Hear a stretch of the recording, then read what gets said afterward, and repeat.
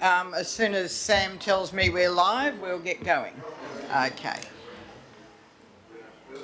Hi everybody, we'll get going because we're right on 5 o'clock, so thank you. Welcome to the Shire of Donnybrook Ordinary Council meeting being held at the Council Chamber Thursday the 19th of October. I declare the meeting open at 5 p.m. and welcome also to those people watching online. Can I begin by acknowledging the traditional custodians of the land, the Wadandi people of the Noongar Nation, paying respect to elders past, present and emerging.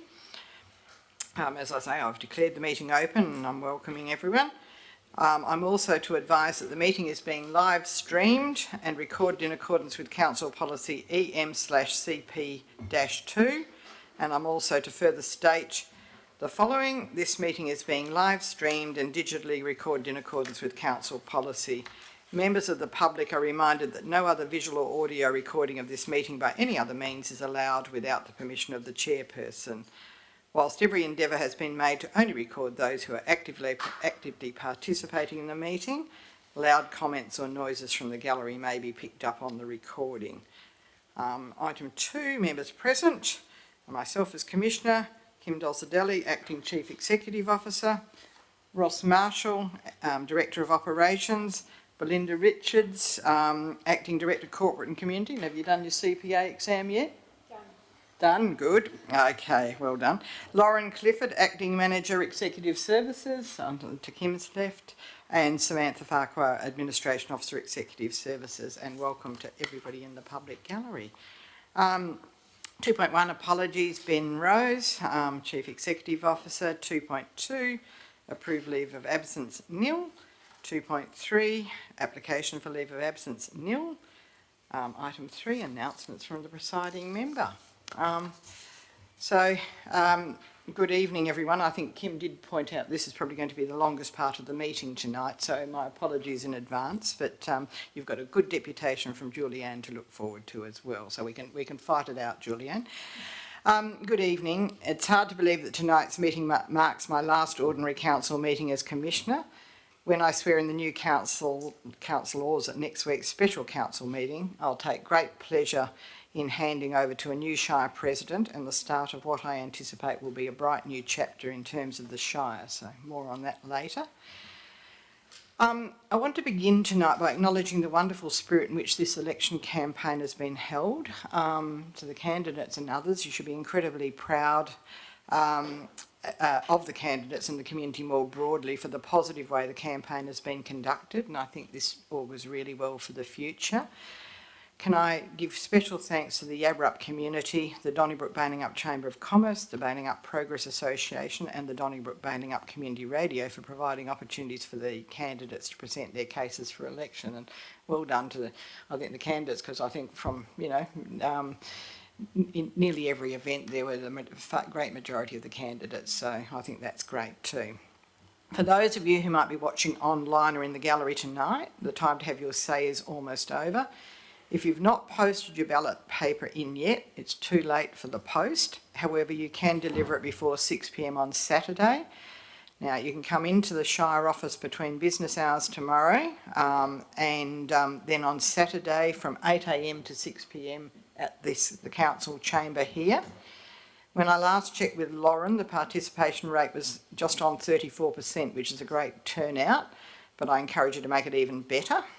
Counting of votes will begin at 6 p.m. on Saturday evening, and before we move off the presiding members bit or onto the next part of the agenda, I will ask Lauren, for those people that are newbies, just to explain a little bit about what happens on when you bring your packed picnic in here at 6 o'clock, but no alcohol on Saturday night.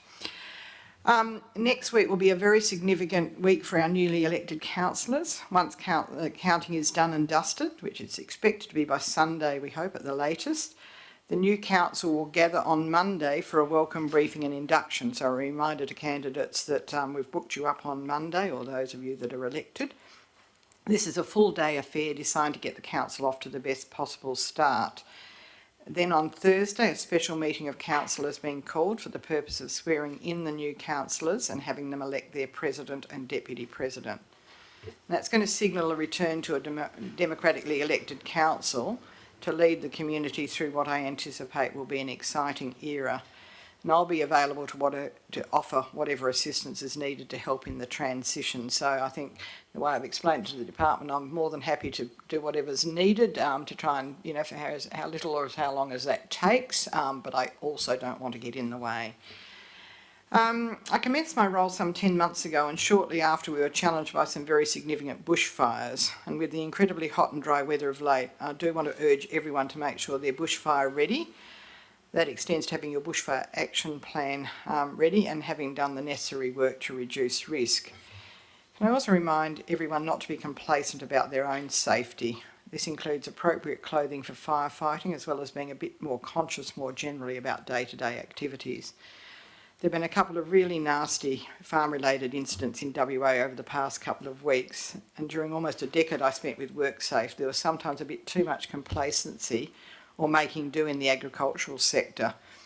As we head into the Christmas season, it's important to take the extra time to avoid placing yourself or others at risk, as people are often busy and easily distracted, and it certainly was apparent in the WorkSafe stats that that period around Christmas, New Year was one of the worst times, so I just want to remind everyone there. Monday marked a significant day for the VC Mitchell Park project with the official sod turning or start of development. Perkins Builders has officially taken control of the site and demolition should commence shortly. We're still awaiting feedback from the state government on our application for additional funding, and I'm told it'll be considered sometime in November, so fingers crossed. Can I again acknowledge all those who have helped bring the project to fruition, and especially thank the funding partners and representatives of the football, tennis and hockey clubs who have come together so fantastically during the detailed design and planning phase. The collaboration shows a real commitment to making the facility something for which the community can and should be proud, and so I'm thrilled that the groups are working so constructively together, and Brett, I noticed you there, so thank you on behalf of football. Good news also regarding the long-awaited installation of the CCTV cameras around the pump track, the Transit Park, Apple Fun Park and through the main street. The cameras are now in and working, and the Donnybrook Police have direct access to the footage. Thanks go to all those who have advocated for the cameras and helped organise the installation. I think we're getting some suggestions already about how we can make it even better, so that's useful to have. Great work also by the town team movement, ably assisted by the Men's Shed and other volunteers in the streetscaping being done alongside the post office. The spirit of community exists right across the Shire, where volunteers are hard at work. And tonight's deputation on compassionate communities, I think, will provide some food for thought on another possible avenue for showing the caring side of the community. So thanks to Julianne for that initiative. Having witnessed the enthusiasm of 17 candidates put themselves forward for election and seeing the great work being done by volunteers and other community stalwarts, we're now calling on the community to nominate local heroes for the annual Community Services Awards. The Aspire Australia Day Council WA, the Community Citizen of the Year Awards, is your opportunity to acknowledge those making an outstanding contribution to your local community. And names up on the board there are a reflection. Nominations are open for 4 categories: Community Citizen of the Year, Young Community Citizen of the Year, Senior Community Citizen of the Year, Active Citizen Group or Event. And nominations close on the 31st of October. So if you've got any questions, I think Sam's probably the best contact in the first place, or Lauren, but I think Sam has been doing a lot of the promotion of this, so that's great. Tonight's meeting is being held under caretaker provisions, so the agenda is quite light. The significant matter to be dealt with as a confidential item is the appointment of the temporary CEO, and I've been having difficulty getting my head around when we have an acting CEO in local government and when we have a temporary CEO. Kim is an acting CEO because Ben is technically still in the role, so he acts. And so there's an acting CEO until the 26th or so of November. Then the temporary CEO, in a sense, takes over while the position is vacant. I think it's official terminology, so that's why you've got swapping around. But I think everyone's going to refer to the incoming as the acting CEO anyway, but that's just a technical thing. Tonight I intend to ask myself to approve a draft contract, which with luck will mean we can execute the contract tomorrow. and I'm confident the temporary CEO, together with the leadership team from the Shire and all the staff, will do everything in their power to support the new council.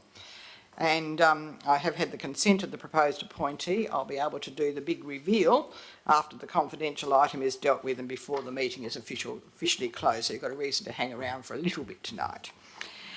I do want to conclude my remarks tonight with some words of thanks to the community of Donnybrook Balingup, who have shown me such wonderful support over the past 10 months, and to those who regularly turn up in the public gallery or watch live stream.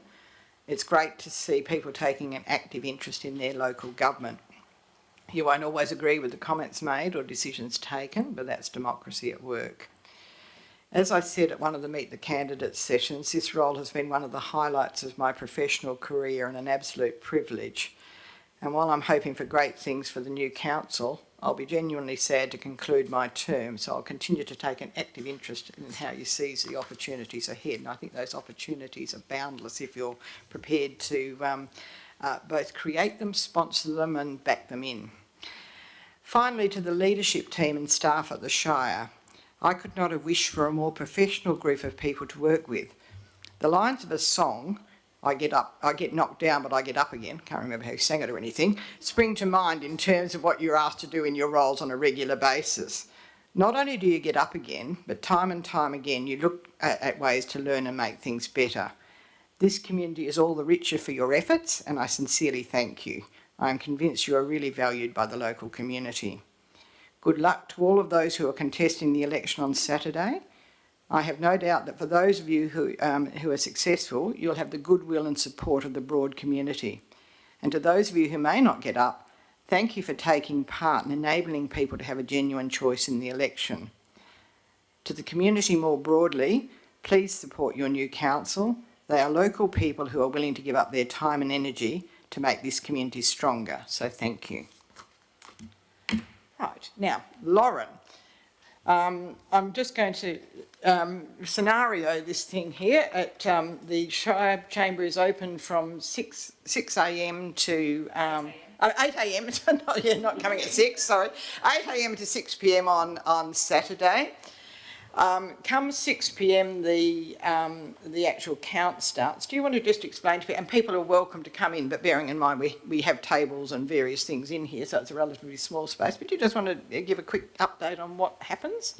Yep, I can do that, Gail. So on the day of the elections, which is on Saturday at 6 p.m, the count will start.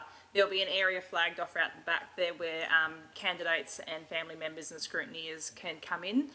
Linda, the returning officer who is in charge of running the event, has limited the room to 40 people, apart from around this area, which is where the count staff will be set up at these tables, and Belinda, as the supervisor, will be up and down this area, keeping it all up to date. So the count staff will get the ballots, which are organised throughout the day into batches, and then they're counted and entered once, and then being that it's preferential voting this year for the first time, they'll be doing a second lot of count just to make sure that there's no human error. And then it gets sent off during the evening off to the Electoral Commission, and they will confirm numbers and stuff and send that back to Linda, the returning officer, and then we'll hopefully be able to have an announcement that night, if not the next day or the Monday. So, thank you. Yeah, so it'll be quite an active and interesting time, I think. And there's a computer program that that actually does the shaping and sorting. So thanks, Lauren. No alcohol, but I think you can probably bring a bite to eat if you're going to be, parking in here. But that's the rule. And I think you mentioned the 40. So thank you. Declarations of interest. There are none. Public question time. We do have some responses to previous public questions taken on notice, a series of questions from John Bailey, and the responses are there, so I'll take those as read. I don't think there's any more there. And then 5.2, public question time. Any members of the gallery wish to ask any questions? Yeah, Kev, please come up and turn on the red light. Or the red button, I should say, not the red light.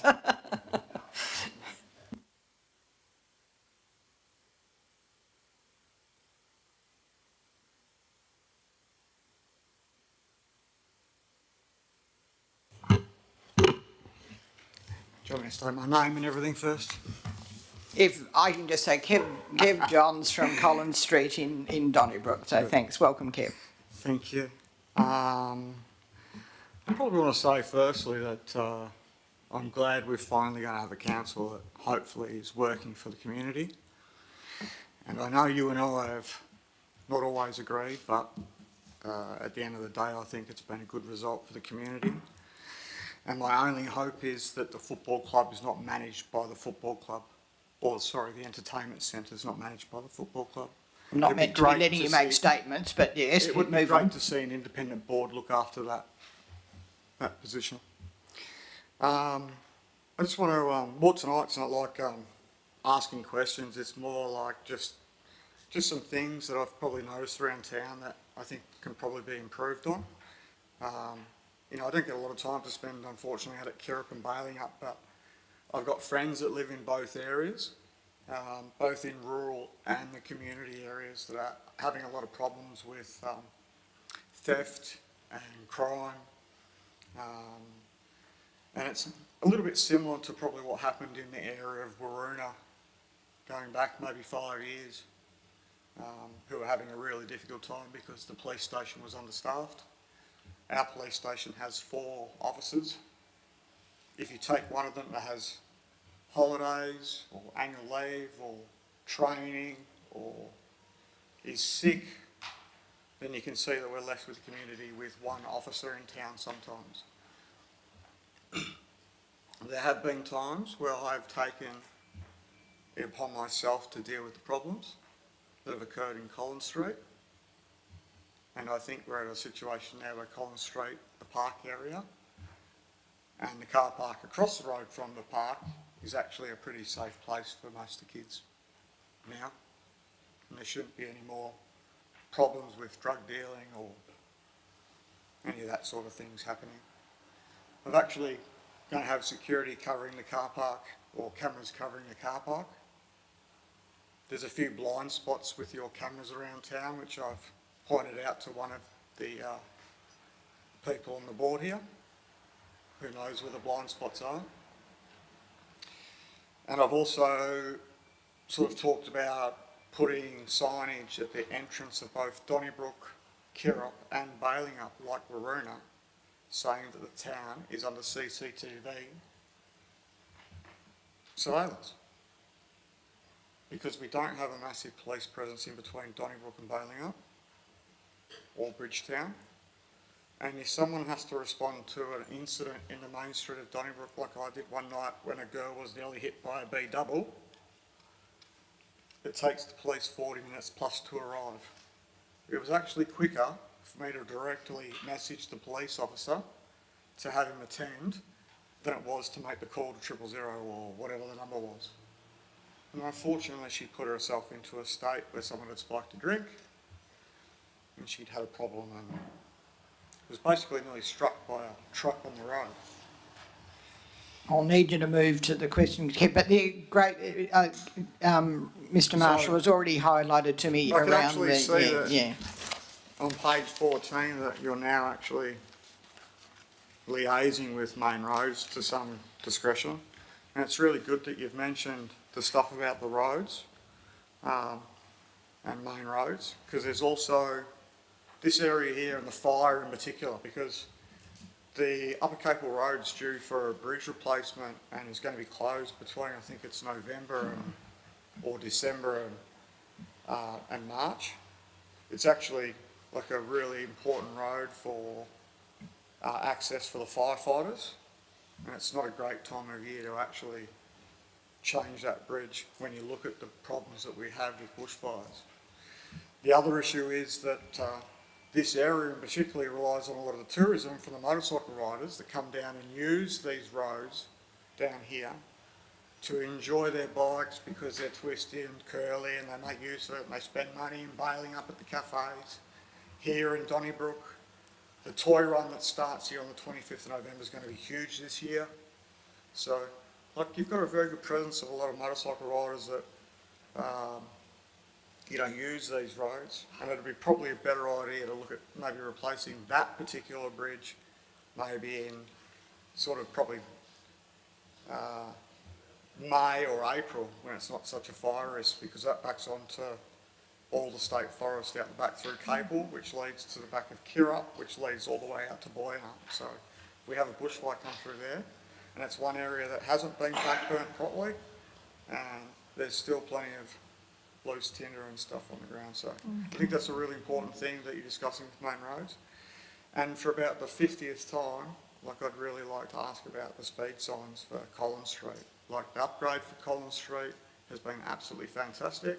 The place looks amazing. I've committed to making number 19 match in with the area and the fencing and painting the front of the house before I go ahead and redo the modelling outside, because the house inside is now remodelled and finished. But I'll do the front before I do the back, because the council did the right thing by me and actually removed the fence for me as we'd agreed. I did the right thing. Thanks, For a Kev. change. I'll get you to wind up there, but, But I'd yeah. just like to wish you all good luck in the future. I know we didn't always agree, but thanks very much for everything. Thanks, Kev. Very much appreciated. Look, there are a couple of things there that I worth pursuing. Mr. Marshall did raise with me today that there've been a couple of suggestions around, or comments around the blind spots with the cameras, and also the surveillance signs. I think good idea in particular with the surveillance sign. And cameras, it'll be a budget issue probably for the next council, and always also remembering, the question of whether, we also need to put cameras in Bailing Up or other spots. So that's something for the incoming council. Yep. I think Ross, you might want to chat to Main Roads. I think they're already scheduled with the bridge, etc. But there's solid points. Yeah, so around there. And good luck with the toy run. Yeah, and Collins Street I'll leave to Mr. Marshall as well. So thanks, Look, Kev. apart from the only other thing, look, I really want to say thank you to Mr. Neville Fry. He's donated the old fun park to me, and we've done it on the proviso that it stays within the community.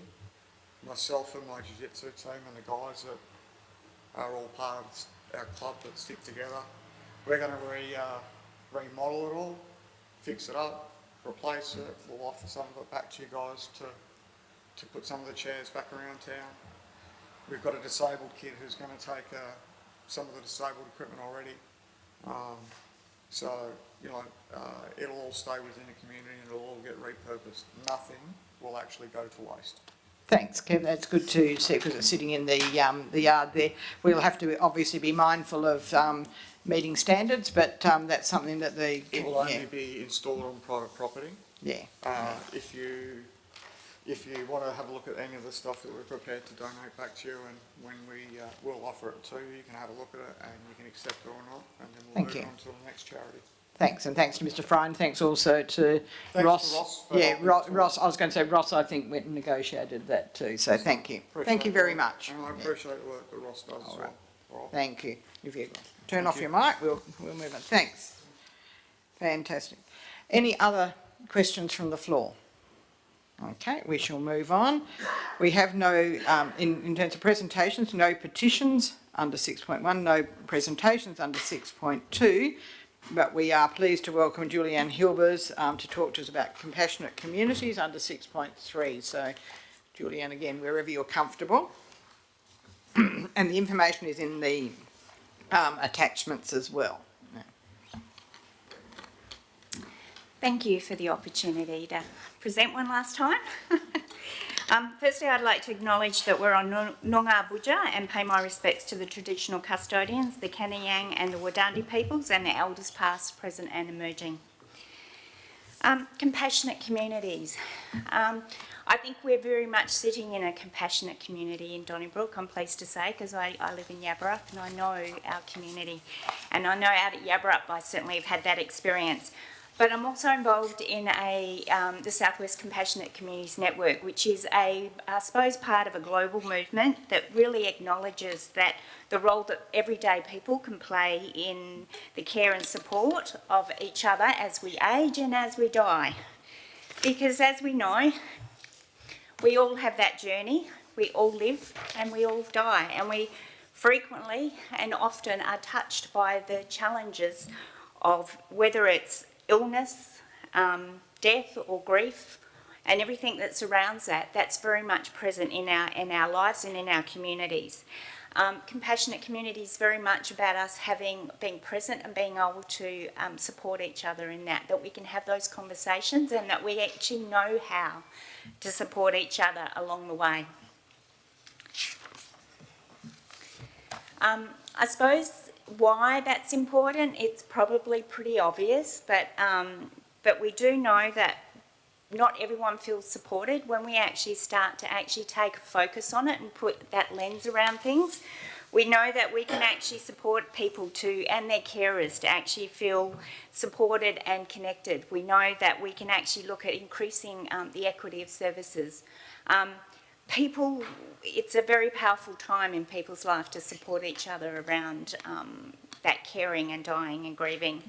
And we actually learn to be, as I said before, present in that space. And we know there's flow-on effects in terms of people then get to die where they want to. So an example of that is for my dad. He got to live and die on the property in Yaburra. And that was through the support of, I suppose, our family and the people around us, but even our local GP made that possible. He stayed there until he actually, he died there, and he stayed there till we took him to the crematorium. So, you know, he's a do-it-yourself man, and he wanted everything to be done that way. And by having a community, not everyone knows that they can do that. Not everyone knows how to do that. We were able to meet back at the Yaburrup Hall as a community. So, and that was done with everyone came together and to acknowledge his life. And so for me, it was a very powerful time. I recently was in the bushfires too, and I have this analogy now that in amongst the black there's gold, and certainly that with Dad, there was a lot of gold by us all being able to support each other in that space. And for me, it was very much the kindness and the compassion that people, and the practical support that people were able to offer. But this sits in a bigger picture. As I said, it's a worldwide movement that we actually acknowledge that community in some ways has lost some of those skills collectively, even though I had that experience. And we're often focused on the medical services. So medical services often own the space of illness and death and dying. Yet when you actually look at it, we live and we die in community. It's actually community, what we call the 95% rule. 5% of the time, the medical services are absolutely essential, but they're not always central. Central is community, the person in their networks of care and support. And in that, I suppose we acknowledge then that death, dying, loss and care is everyone's business. And death is a social event with a medical component, not a medical event with a social component. So the Southwest Compassionate Communities Network has been going probably about since 2017 and 18, and it's done a body of work more recently around the Connectors model, which is about actually realising that for a lot of people, whether they've got chronic disease or have a terminal illness, we know that there's a lot of people in our region who are isolated and not necessarily socially connected. So they don't automatically have those networks or family networks of care and support. So there's been a work done around creating the Connector model, which is about having people to be, I suppose, confident enough to support other people on that journey. And sometimes that's simple things like coming in and helping people get to medical appointments, those practical things, but it's also being able to be friends and present with people on that illness and death journey. And there's others that are the caring helpers who are the practical people. The connectors are often the navigators too that help people plug into other services and other supports around. So very much it's about mobilising networks of care so that we're all actually able to do that level of support. So now let's think about what that means for us as collective towns or cities or communities. We actually know that our communities are where we live, so our work colleagues, often we have people who are living those journeys around us at the time, or we maybe ourselves, our schools, our work, our churches, all the other places that we come to meet and gather is where these things, we're living that every day. Now, local government, I suppose, because it's the level of government so close, the closest to community, has a role to play in this as well. So if it's everyone's business, what is the role of local government? So councils can work with community, because of the connections you have with community organisations and agencies. There's actually, I suppose, a super connector opportunity that you provide. You have a role in public health, and you can help build that capacities of communities. Now, I know before here we've worked with the community development team around doing education with the community around end of life, like advanced care planning, or so that people actually are aware of what their choices are and they plan ahead. We talk about being bushfire ready. I've got my bushfire ready facilitator, so I know that one. But at the same time, it's like, well, what's important to us at that part of our life? We often don't take time to think about that and plan ahead for that. So it's about doing that as well. And we've done that here, and people really responded really well to it. But I also know, having worked in aged care, there's a lot of people out here on properties and families who aren't necessarily well connected into the central community. So I did share with you the Compassionate Bunbury Charter, and that was because that's a body of work we've done over the last 10 months or so, and that's about recognising that charter is being held by the City of Bunbury on behalf of the community about what our aspirations in this space. Obviously in Bunbury, like Donnybrook, what we found out, there was a huge amount already happening. It's not like it's a blank slate. There's amazing things. It's already a very compassionate and kind-hearted community, but there is opportunity to grow that a little more in some places and spaces. We talked to lots of people in that process, and these were some of the themes that came out. So I won't go through it because a lot of them are probably, as you would expect, about what are the key things if we are to grow compassion. But it does also, am I pressing the right things? But we also had a compassionate toolkit, which was all the ideas that we collected along the way about how people can help each other out. And that's everything from, taking your neighbour's bin out to actually doing a bigger body of work as an organisation. And since that's actually led to quite a lot of things happening. We've had some Southwest Development Commissioners supported us in looking at compassionate workplaces. We've had some work that we're doing at the moment around setting up connector models for vulnerable areas. So we're working with some of the community centres around that. We're looking at working with some GPs.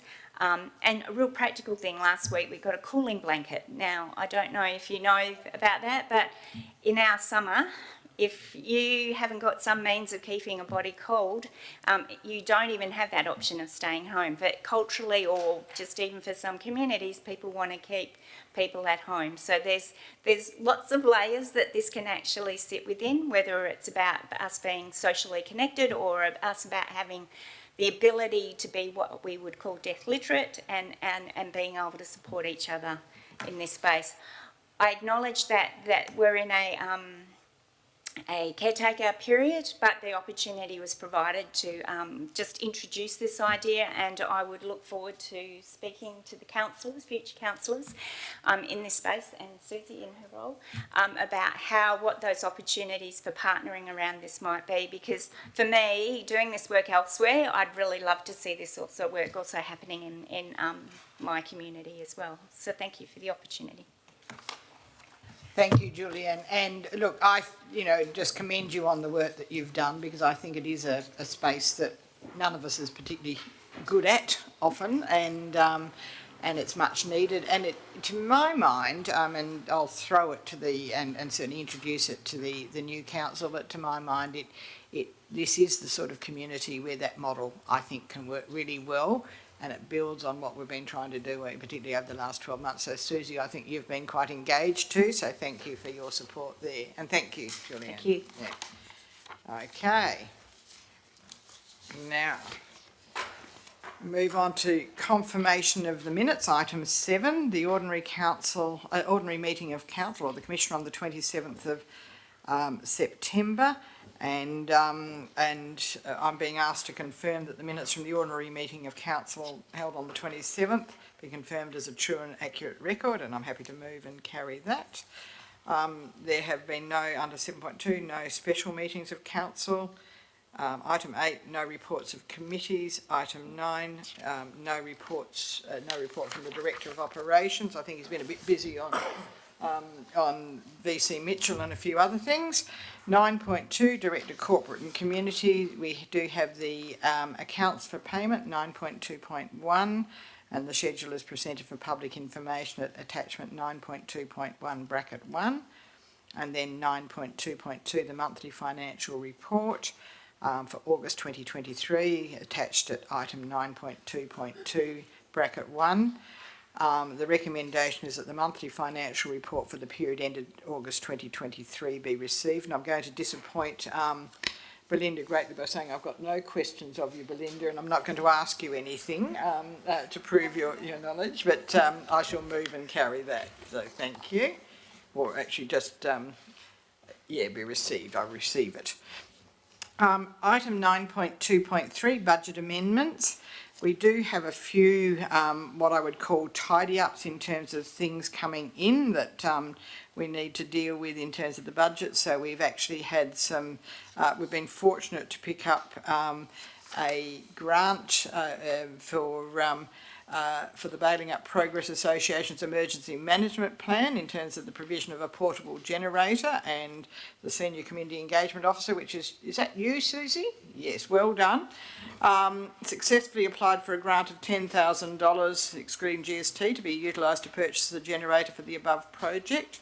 And this income and associated expenditure was not accounted for in the adopted budget, so that's been corrected. And then a couple of we dealt with last meeting at the Cundanup Kirrup Road and doing the additional work, and I think Main Roads has supported that in principle, so there's those sorts of adjustments there as well, and other grant income. So I think Wendy Trow and others at Baling Up who raised it with me, I think the very first meeting I was at, the need for the generator, will be very pleased with that outcome, and very timely with the fire season. So the recommendation is that Council or the Commissioner approves the following budget amendments, resulting in no change to the current projected closing surplus position of $90,384, and that's those chart of accounts 0664, 1303, 3330, 3210, 3210 again, but as a separate job item, and 0325. So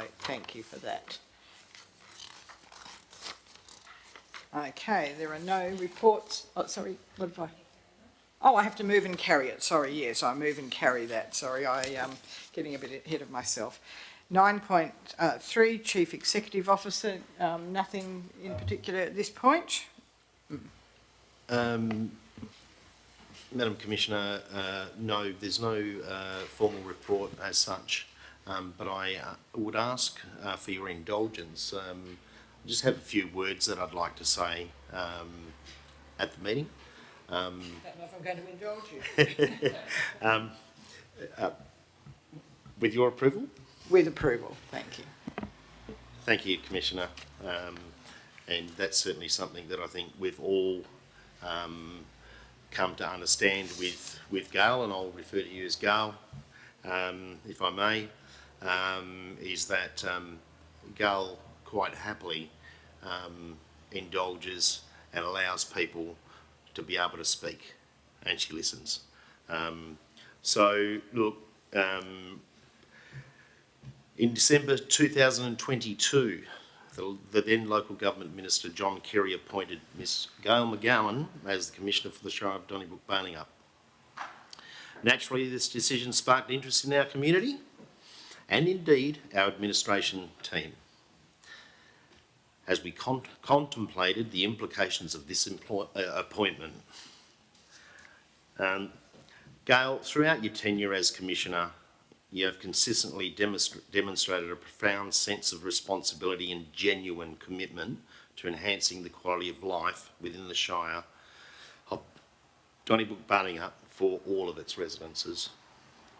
Your unwavering resolve to make well-informed and professional and respectful decisions even in the face of challenging circumstances, has been commendable. Furthermore, your openness and willingness to engage in meaningful dialogue with our community members while actively listening to their concerns and ideas hasn't gone unnoticed. This approach reflects the genuine dedication to fostering inclusion and ensuring that all voices are heard.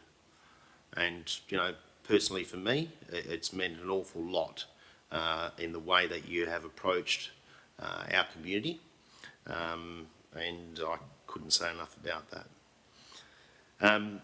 On behalf of the community, I wish to convey our deep and heartfelt appreciation for your devoted service to the Shire of Donnybrook-Barningup. Your contribution will be remembered with respect and appreciation. Gail, we wish you well in your future endeavours and look forward to seeing you back here as a visitor. Thank you, Gail.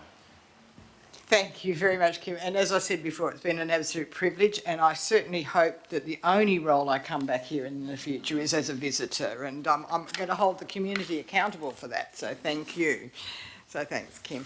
All right, now I am actually going to move there are nothing in item 10, elected member motions, of which previous notice has been given, but I can assure everyone with a newly elected council, these agendas are going to probably get a little bit busier. Item 11, new business of an urgent nature introduced by decision of the meeting. There are none. I now am going to move to item 12. It should be fairly brief, but I will need to close the meeting for dealing with the item 12.1.1, appointment of a temporary chief executive. The report is confidential in accordance with section 5.23 bracket 2 bracket small a, small b and small c of the Local Government Act 1995. Which permits the meeting to be closed to the public because it's a matter affecting an employee or employees, the personal affairs of any person, and a contract entered into or which may be entered into by the local government which relates to a matter to be discussed at the meeting. Before I actually close, I will just make note that the draft contract that I'm going to sign off on tonight provides remuneration within the band, the appropriate band set by the Salaries and Allowances Tribunal. It doesn't depart from that, and has, you know, basically all the standard conditions of a CEO performance contract, with a couple of I suppose tweaks or modifications to recognise this as an appointment that we would expect to last for about 6 months at most, a little bit more, until a new CEO is appointed.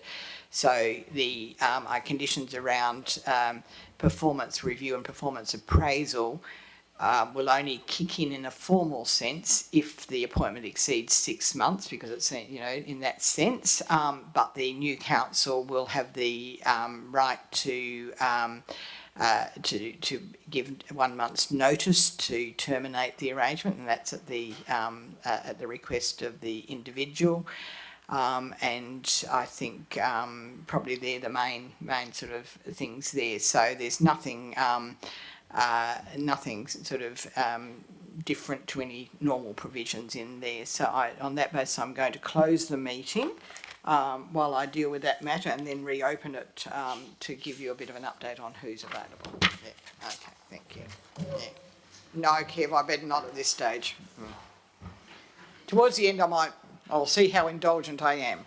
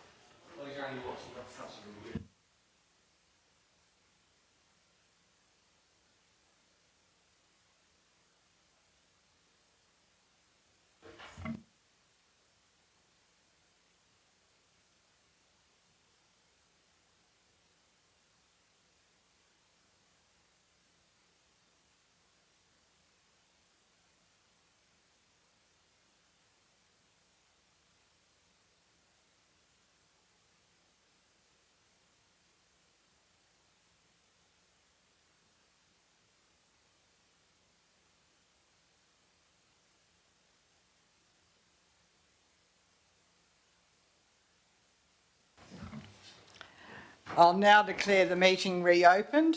I'm really pleased to inform you that Mr Gary Hunt, PSM, has accepted the role of temporary Chief Executive Officer. Gary is a local government executive of long standing. He has performed duties as the Chief Executive Officer of the City of Perth, City of Melville, and most recently the City of Joondalup, as well as many regional local governments over the course of his career. I think Gary was most recently at Joondalup from 2005 to 2020, at a time when I think Joondalup actually had a commissioner or a special inquiry or something at one time as well, and also with City of Perth, so incredibly experienced. In answer to Kevin's question of, I think he was trying to ask at the end, is this a trial for someone to be appointed long term? I can assure you that he's probably about the same vintage as me, maybe a couple of years younger, so I don't think he's looking for a long term appointment. Interestingly enough, I think Gary was born in Donnybrook when his parents were teaching here, but didn't live here for very long. So he is very much looking forward to assisting council. As it happens, we have contracted Gary separately because he has been doing a lot of inductions and local government training, probably one of the most experienced local government practitioners in the state. So he will be here to do the induction for the new councillors on Monday. So you will all have an opportunity to meet him then. So I look forward to you welcoming him and giving him the same sort of support that you have provided to me. And I did add an additional bit to the recommendation, which was to, sort of execute the contract and appoint Mr Hunt, just to also thank Mr Dolzadeli for acting as the Chief Executive Officer pending that appointment. Mr Hunt will commence on the 13th of November. So with that, I am now going to advise that the next Ordinary Council meeting will be held on the 22nd of November, commencing at 5 p.m. in the Shire of Donnybrook, Balingup Council Chamber. I wish all those that will be present here the very best of luck, and I declare the meeting closed at 5:49 p.m. So thank you.